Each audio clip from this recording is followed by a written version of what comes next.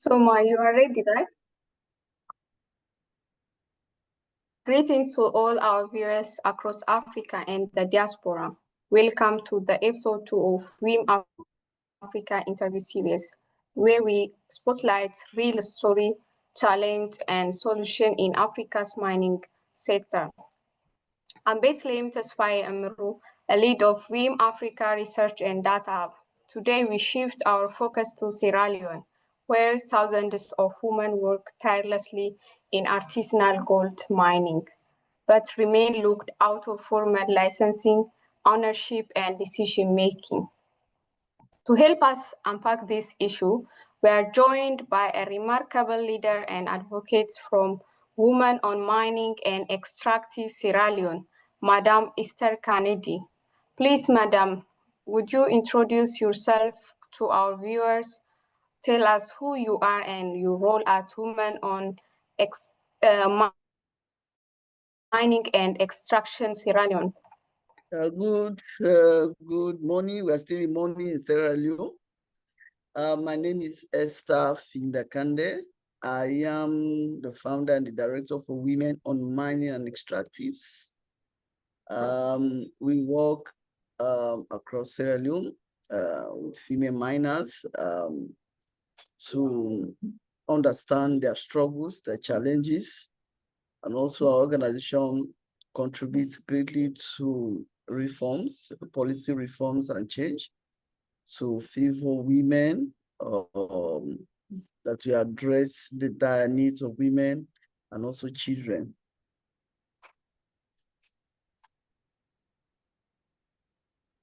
Thank you, Madam, for your introduction. So, to help us, our viewer, visualize the reality on the ground, let me start with this.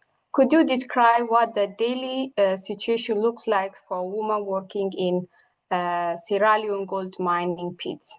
What does a typical day look like for them? Yeah,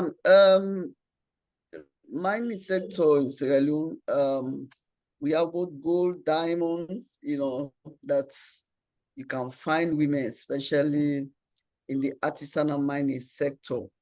So an artisanal mining sector is, you find women there more because it's somehow cheap and cheap labor, and also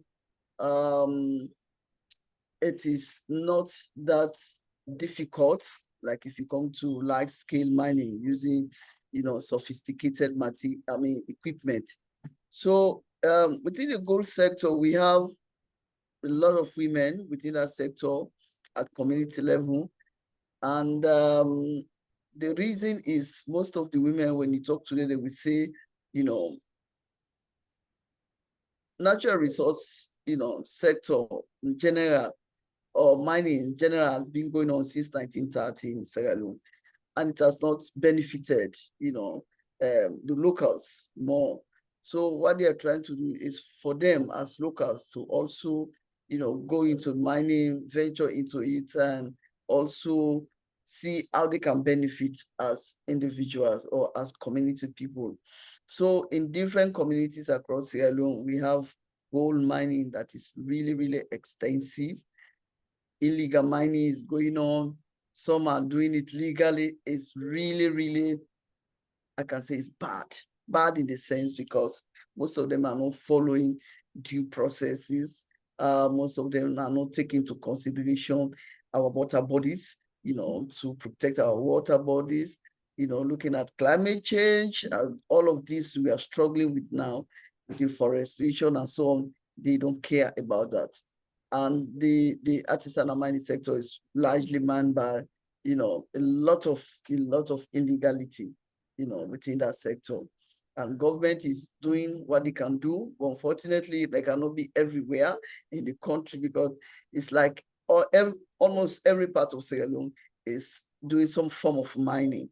And the artisanal mining, especially gold mining, when you go to the east, you go to the north, most part of the north are now mining everywhere, So that is what artisanal mining means in Sierra Leone. And also the women are also into it very, very seriously, especially at artisanal mining, like I earlier said, because of it is the cost effectiveness of it, and it is less sophisticated, so they because of them, because they don't have the resources to go into big mining activities and so on. And also when it comes to artisanal mining or gold mining, we have different layers, when it comes to that activities. We have those that have the resources that can actually open up a very big pits that can support, other Sierra Leoneans to mine. As a matter of fact, according to our laws in Sierra Leone, artisanal mining is done exclusively by citizens, not foreigners. So it should be done by Sierra Leoneans, not foreigners. So the employment, they employ each other to, do their work. And also you can see, like I say, a trend. You can see those that are really engaged in the extraction of the ore itself. There are people who are also responsible for transportation, washing of the ore. So these are all different categories of workers when it comes to gold mining.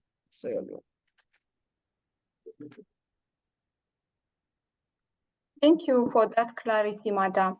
So building on that you just described, women clearly plays a central role, as we know, in artisanal mining, especially as you mentioned in Sierra Leone. So yet they remain largely invisible in the formal system. Why does this invisibility persist? Well, the invisibility of women is because resources. They don't have the resources to go into a full-time employ people. This is one reason. They lack the resources, and in Sierra Leone, most women that are into mining are community women. You don't see influencer women, educated women at that level. So those women that are engaged into such activity, they are the ones that reside in those communities and just feel that they can also take opportunity, take advantage of the opportunity because the resources is very, very close to them.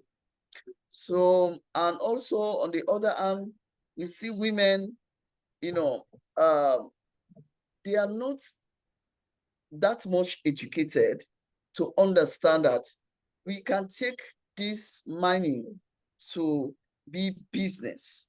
Not like, oh, I'm coming here because I want to, provide food for my family, provide school fees for my children, I'll put something on the table. This is the mindset of most of our community women. They don't see it as business. They don't have the knowledge to see it. This is a business. Men are doing it. They're exporting.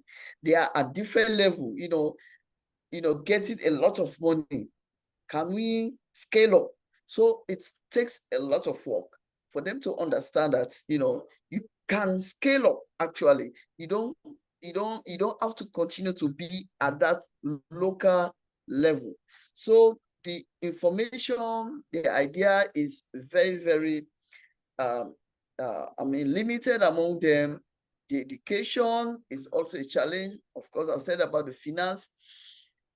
That's really, really limiting the women not to, be prominent in the sector.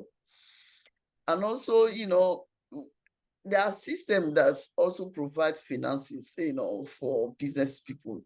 But we come to women, especially in the extractive sector or the mining sector, the confidence, the trust is not there because they don't have something to present to bank or to financial institution as collateral for them to have money. It's only in 2022 Customary Land Rights Act that have been passed in Sierra Leone that women now have the right to be part of land decisions, even in their families. to own land for themselves at the community level. And even though this law has been passed, the implementation is also a challenge. How many women are really strong enough at community level to defy all the traditional protocols and standards to say, you know, my husband, I am going to purchase this land for myself and my kids? Because at community level, land is one of the biggest assets you can get. But most of the time, they support their husband. When they get money, they give to their husband to build houses, to buy land. So as an individual, you don't stand to have anything that you can present if you need loan and so on. And it's only in 2022 in our new act, in the Mines and Mineral Development Act that have been passed recently. We're talking of cooperatives. And even at that, we don't have a system that have been put in place as yet to see how cooperatives are registered. For instance, like the artisanal mining, you go through some processes, you know, and you attain your license. But cooperative, which we push for because we know that is the only way women can graduate, because if they are together, put their resources together, put their minds together, another capacity together, they can actually graduate to own license for themselves.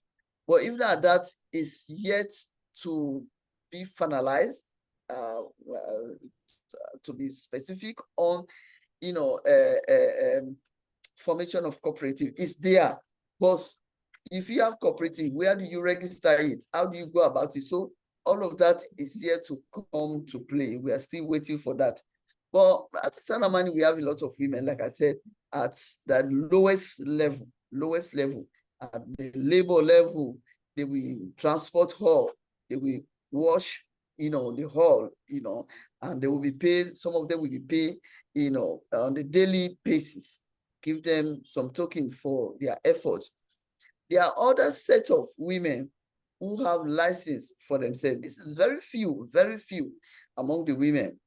They also have their own challenges when it comes to the real operation in terms of getting land. Because when you talk about artisanal mining, you go through the chiefs. That's how it operates in Sierra Leone. You go through the chiefs and they give you a portion of land. They have an amount you give.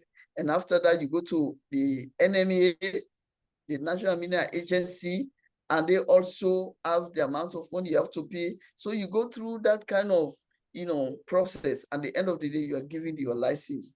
So, well, traditionally, most mining communities, mining areas, especially productive areas, they will tell you that women are not allowed to be in this space because there is some say demons or spirit. Okay, let me call it spirit.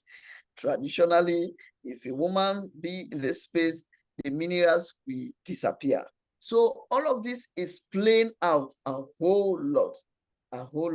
So even the women that are in this community tend to believe, because they don't have option, they have to believe, because the land is being owned by the men. They have to pen down the signature for you to have access to that portion of land to do your work. So there are some women who have been able to fight out to, you know, bulldoze their way to have license, just a few of them. And the mining itself has its own challenge altogether when it comes to women. Thank you that is very important, and thank you for the clarification.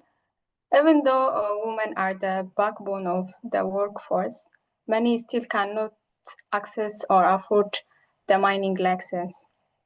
Why is licensing so out of reach for women miners? It's not actually out of reach. If you go to NMA, they will tell you that as long as you have there's a license they give at community level, you have it. Their own is to give you the final go ahead. But the go ahead starts from the community. Like I said, the tradition and the custom plays a lot of role in that. One, the mindset of the women. It has been there for a very long time that women, for instance, you're in the messes, if you go to a certain mining, the minerals will disappear, or a woman in particular sport, you should not go there. So all of this has been there for a very long time. And to bridge that gap, one, it needs a lot of work, sensitization, not only for the local authorities, but also for the women to understand that things have changed. We have to, go for what we want and not necessarily, wait for somebody to give you a go ahead. And also, I said the resources. Mining license, involve money, involve time, involve money. So you have to go through all this process. You have to make it yourself available. And most of these women, they are going to take care of their homes, taking care of the kids, making sure they cook, they take care of the home, and all of this responsibility. So it takes a lot for them to get license, even though it's for everybody. Nobody is prohibited to take license. But also, where do you start at the community level? What has been the tradition, what has been the practice is already being set and is, still operating. So the woman has to understand that these protocols does not exist anymore. We have to if I want to mine, I should go and get my license. But also, most of them, they have their husbands, they have their family members, and these are all obstacles. If your husband say no, I'm not, even if you have the money, I'm not in support of what you're doing. What you can do, because of you have to take care of the home, you have to take care of the kids, put the trust in me. I can, spearhead that. I have all the time, all the energy to do that. And secondly, I heard from some women that, they even have the resources to, they have their license and have the money to embark on the mining activity. And they give their money to the young men that should help them, extract the ore. Some of them, they will eat their money and they will not attend. They will not go for the work. They will not participate, and this one can be a setback. Imagine a woman that has worked very hard to put resources together to embark on mining, and at the end of the day, somebody took that money and couldn't work, do the work for them. And artisanal mining is more physical. It's a lot of physical energy that's needed for you to embark on such activity. So it can be also frustrating, and some of them can even pull out and say, I don't think I can be in this space. To break this down further, what are the main structural or financial barriers that stop women from applying or obtaining a mining license? It's culture now. It's tradition. This has been existing for a very long time. Our mothers, our grandmothers, have been patterned that way, and the young ladies that are also coming up are being patterned that way. So it takes a lot of sensitization to break that. So the culture plays a lot of role. The financial resources, for you to embark on this thing. I mean, mining activity also play a lot of key role, because if you don't have money, you will not go into mining. And like I said, the home activity, household choices, and so on, these are all stumbling blocks. Okay, thank you, Madam, for your detailed explanation. So let's talk now about a day-to-day implication. So without a license, how are women affected, like in terms of safety, income, harassment, exploitation, or even losing their ore or tools? Yeah,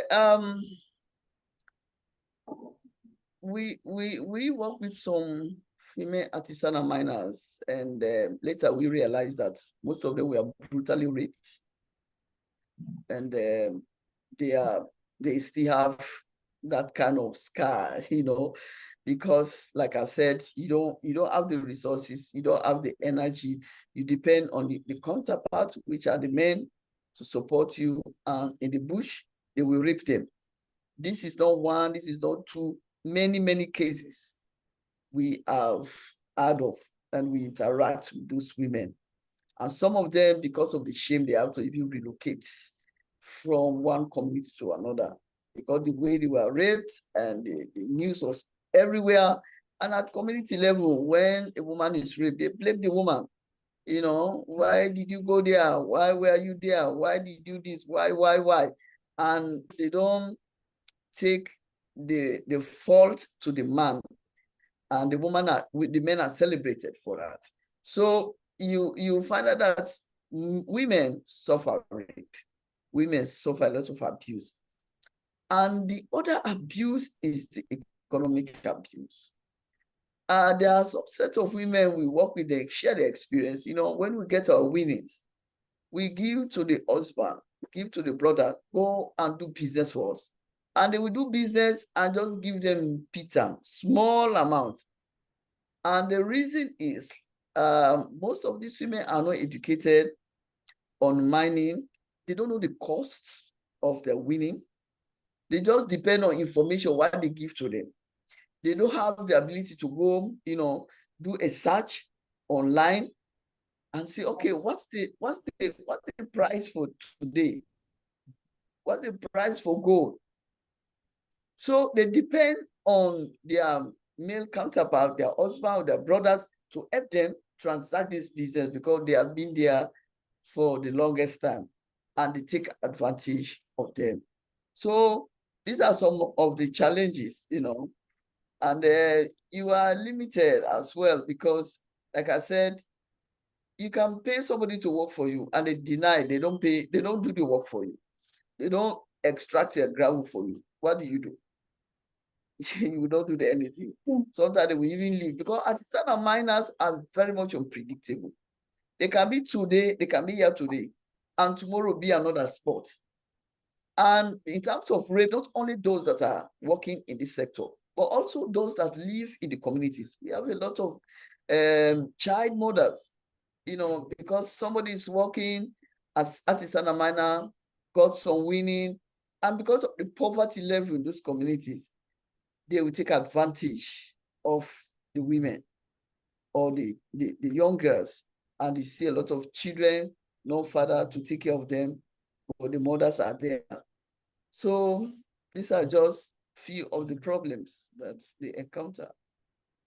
That's very revealing. So staying with this reality at the pit, what are the daily risks women face in terms of safety, health issue, gender-based violence, or poor working condition?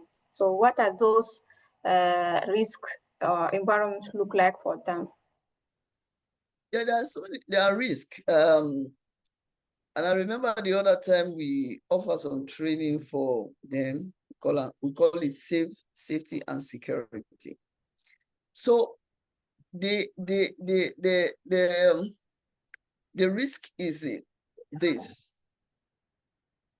If you as a woman, you alone is working with a group of men, the risk is so high.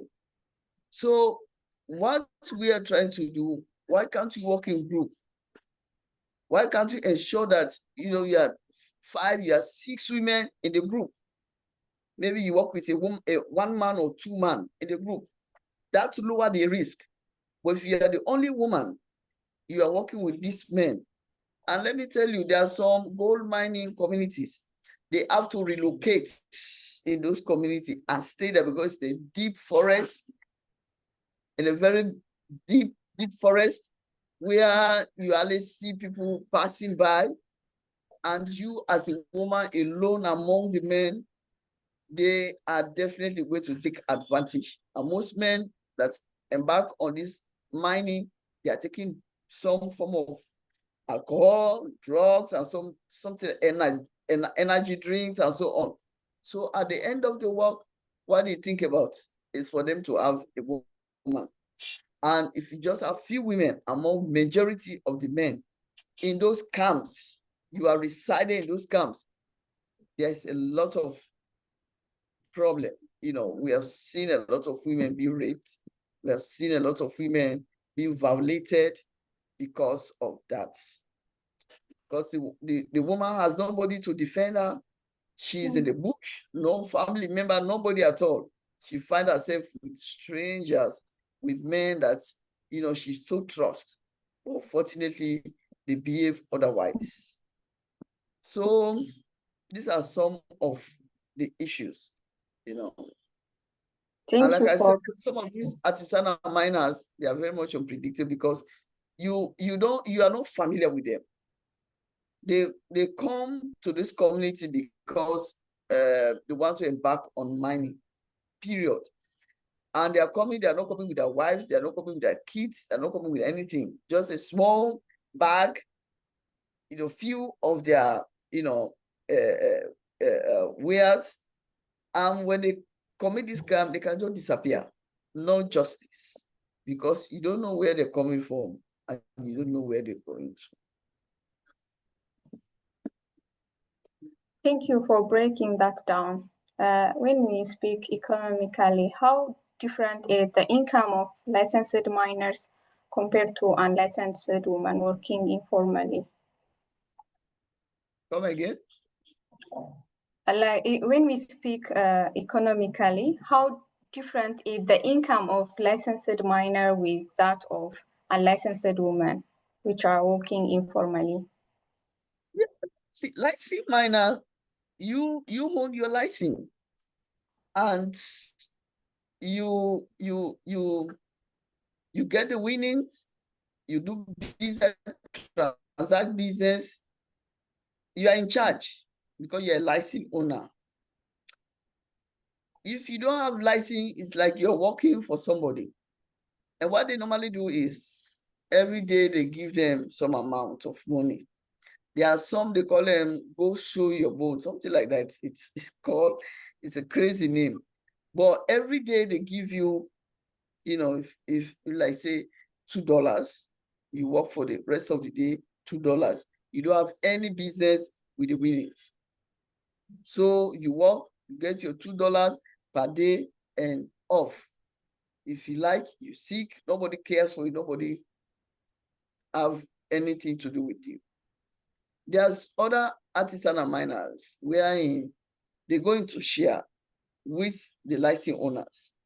You have your license because you own your land. I provide the resources. We are going to share before even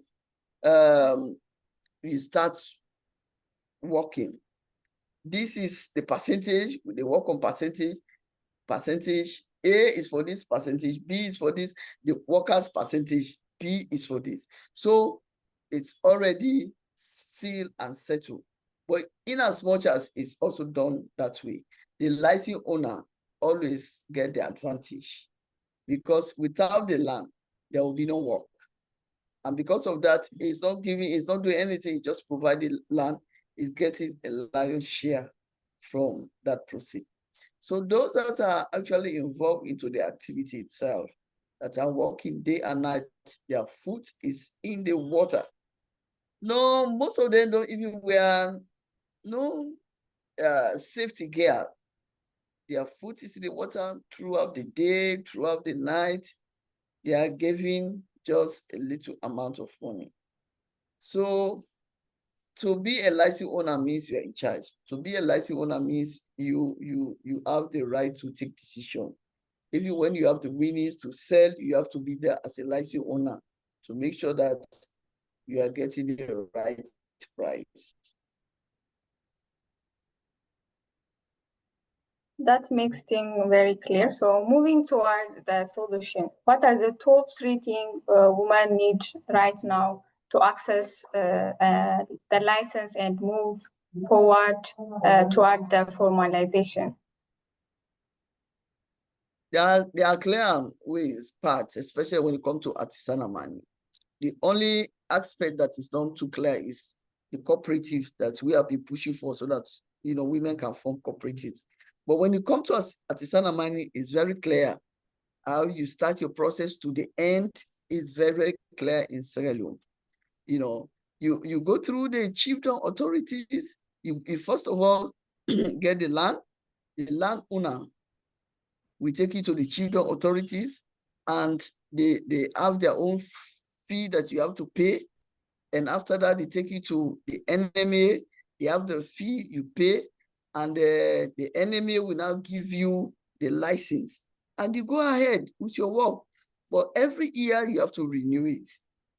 If, for instance, you take a license this year and you are not finished with that portion of land, you have to renew the license every year. And sadly enough, you know, artisanal mining is more actively done in the dry season, not in the rain season. Because the rain season can disturb them a whole lot. You have to spend a lot of money. So you have to be sure of what you have before you go into that. So during the dries, like now, you know, December, January, February, March, April, May, these are the times that you have, you know, a lot of artisanal miners very, very active, because during the rains, you have to spend a lot of money. You have to dry up the waters, and it costs you have to buy fuel or diesel, you know, so that you can do that. So that's how it's working. So there are clear pathway for artisanal mining in Sierra Leone in terms of acquiring license and the work. Excellent, madam.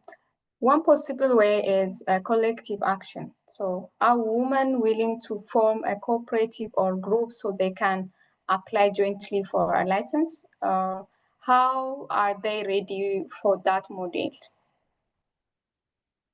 I'm sure women are very much ready for that. We started working with them, I think, 3 years ago.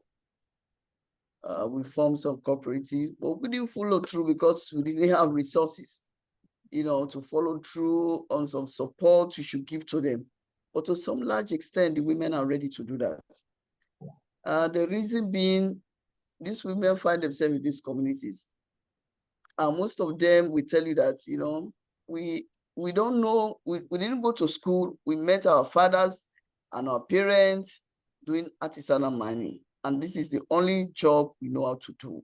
So such people can form into a group. They are ready, they want to, but it's just that we too that want to help them, our hands are tied. Our hands are tied to ensure that we actually organize them, give them the necessary tools they should have, the necessary support they should get, you know, even acquiring of license, all of these processes. We certainly know if we can follow through with them, they can get it and they can, you know, start to work for themselves. And also they need equipment, you know, because artisanal mining is getting so challenging. Before now, it used to be, you know, on a shallow, you know, at a shallow form, but now you're going to mine deeper than they used to before. So they need some equipment, they need to support to ensure that that is done. So I'm very much sure, I'm very much positive that we have women who are ready to form themselves into cooperative.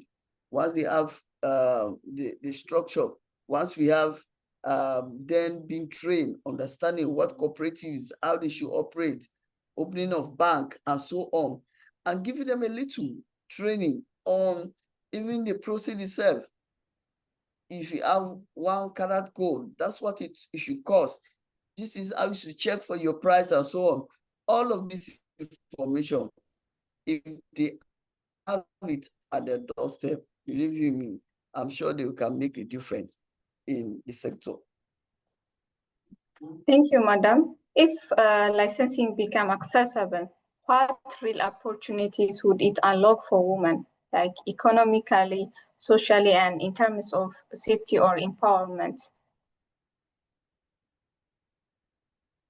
You know, when you have money, you are empowered. Resources is empowerment. And getting these resources, especially if they are together, they are forming cooperatives, they are working together as a team, they are building, their own empire, they are building their own financial capacity. So all these many challenges that they are going through, we minimize, definitely minimize, because most of these women that have been taken advantage in the community because they size you, they know that you are from a very poor background, nobody's there to talk for you, you don't have any, somebody very strong, or you yourself, you're not strong enough financially, and they can do anything they want to do. So, but the women are financially strong. Even some of these barriers that the men have already put in place, because I always say it's the men, because the tradition is always against women. All the laws are against women, not for the men. So they will minimize it. They will see to it that, these women are very strong. They are bringing development in our community. They are forming to cooperative. They have their own office. They are doing things together. Let's give them the opportunity. Let's allow them to do what they want to do.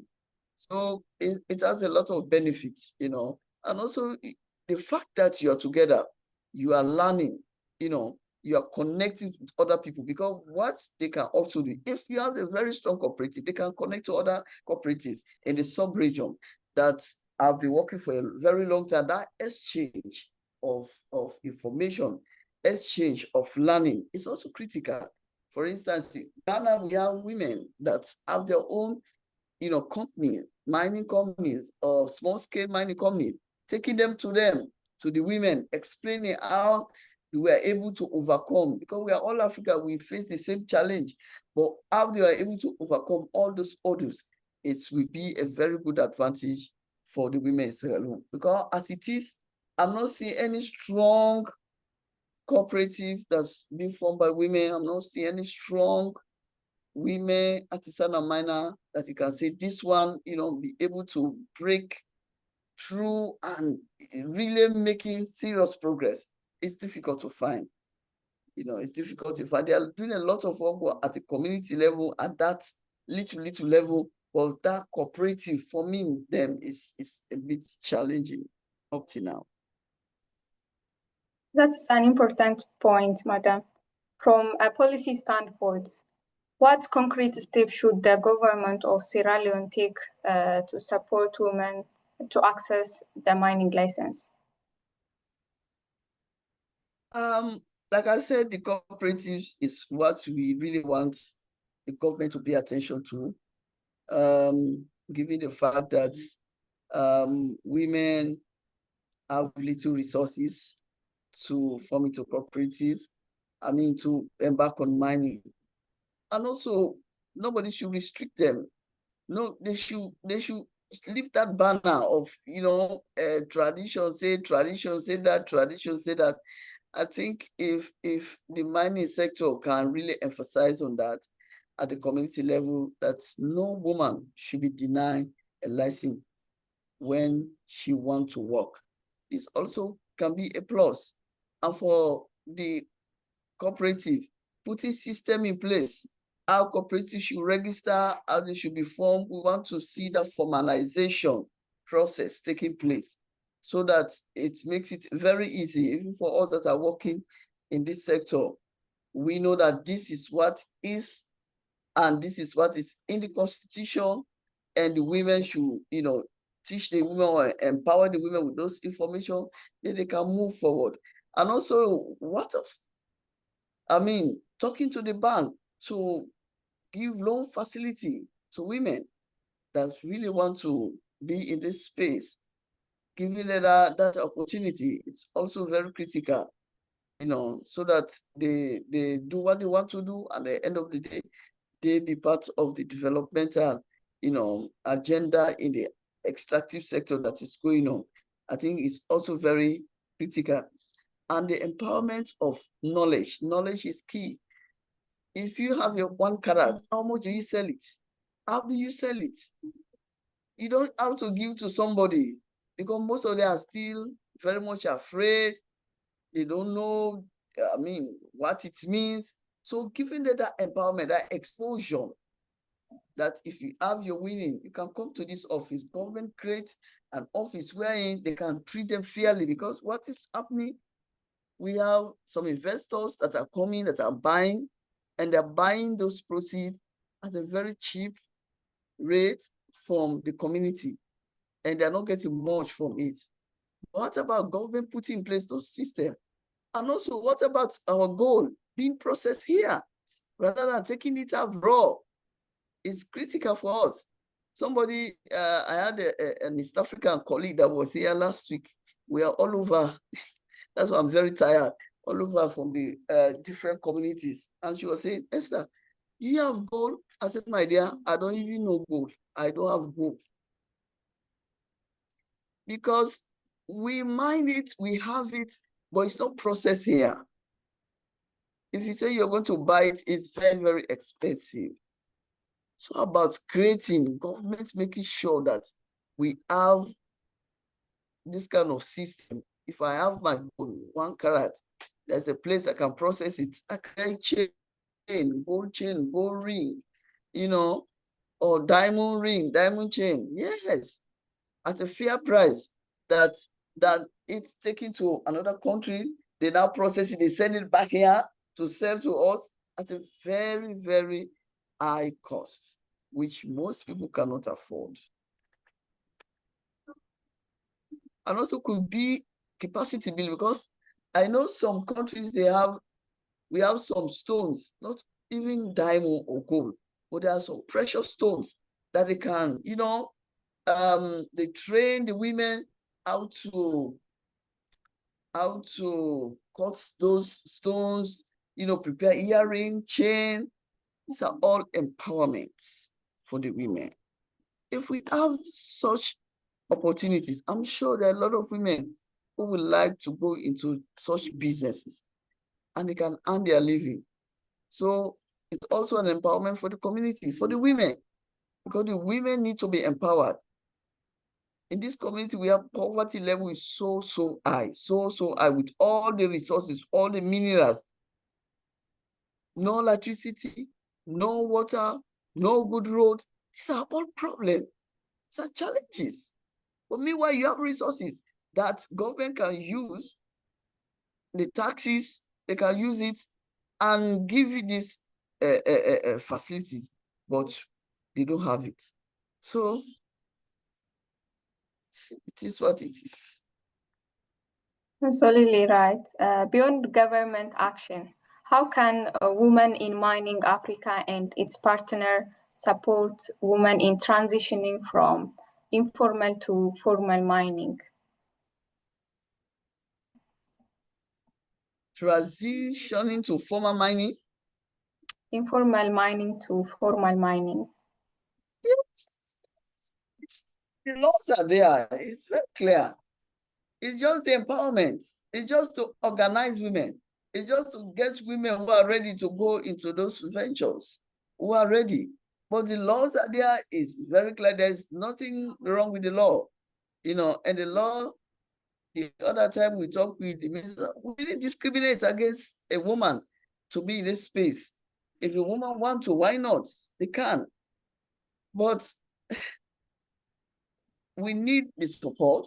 We need to organize the women. Maybe we can start with 1 or 2 just to set the pace. And we are able to organize 1 or 2 groups, give them all the support, and they see after 2 or 3 years coming up, employ other women. Maybe other women will follow. But as it is, there is no example in Sierra Leone for women miners. There is no example, something that can point at, something that can say, okay, we have ABCD women that were able to break, these traditional whatever barriers, and they are now very strong. They have their office, they are working together, they have vehicle on their own, they went through training, they know the of the winnings, they sell for themselves. These are areas that women are supposed to be. We have a lot of men that are embarking on buying and selling. But you don't see women in this space. Most women that are influencer, educated, you know, you hardly see them. Maybe just at another end. But the community women who are really resided, who are to be empowered, need a lot of education. Because if they are empowered at the community level, then we can see development. Not those that are at the higher level, they just buy and leave the community and leave them to die, leave them, you know, good water to drink, leave them to themselves. And the other aspect of this chemicals that are being used, because these are things we really against, you know, because most gold mining sector are using how they call this chemical now to do mining, you know, so that they can extract the gold, which is not good. But some of them don't even have the idea that you are killing yourself, because if the mercury go into the water, it's going to destroy you. It's a danger, you know, for the community. Whether you inhale it or it's in the water or you drink it, it has its own effect. So these are all issues that we need to bring to the table and educate the women. In as much as we want to mine, but we should be the one to preserve our land, to protect our land, to make sure that the land is not, you know, destroyed because of mining. Thank you. Based on your engagement with women miners, which support mechanisms are most urgently needed? Is it a subsidized license, equipment support, legal assistance, safety training, or access to finance? All of the above. All of the above is needed. Like I said, Sierra Leone is not, we have been mining for long, but I'm not seeing women, you know, coming up to that level. So we need all of the above: safety, finance, you know, training, capacity building, and so on and so forth. All of this is needed. It can be, we can start somewhere, just like a group or one or two, just start somewhere and build those up and see how it goes. But I think they need all of that support to make them a very strong force, getting the confidence, to have confidence in themselves, you know, to have that mindset, changing that mindset, you know, to change a mindset takes a while. It's not a day thing. So it needs a lot of capacity to change the mindset, break that wall that have been always placed in their mind. I am a woman, I cannot do this, and so on.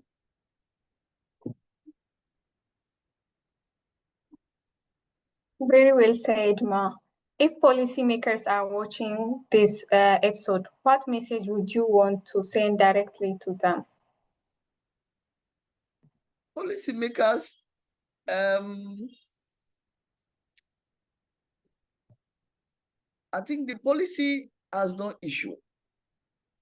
What we have issue is with tradition.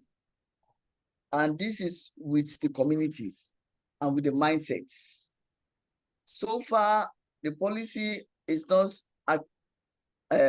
adequate. It can never be, because of other things that we want the community to benefit. Because you see many communities where there's no water, no good drinking water, no electricity, no road. Women who gets pregnant, how to access a medical facility is a challenge. Mostly they are using motorbikes, which is risky. When you're pregnant, you're using motorbikes.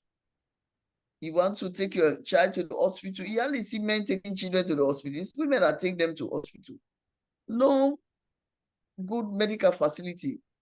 These are all huge problems, very serious problem for the women. So, but I think so far the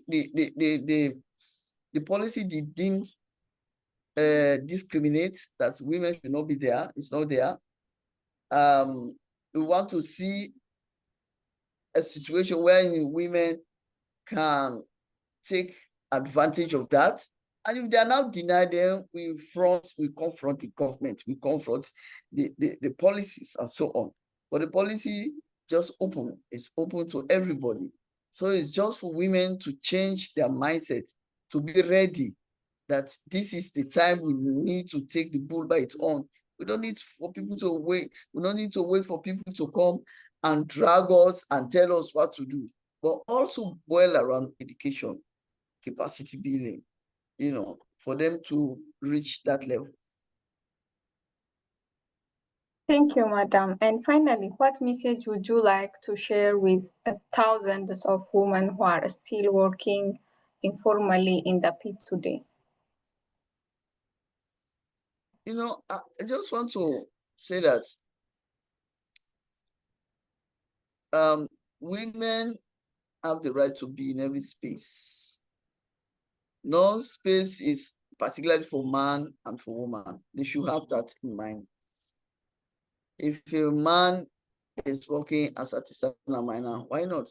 If you as a woman want to work, why not? You should. You should believe in yourself. And above all, we should work together, because the men do work together. That's why they are winning all the time. We should work together as women. Let's learn to work together, put differences aside, focus on the vision, where you want to go, what you want to achieve at the end of the day. And we should be hardworking, because artisanal mining is not a child's play. It's a work that needs a lot of commitment,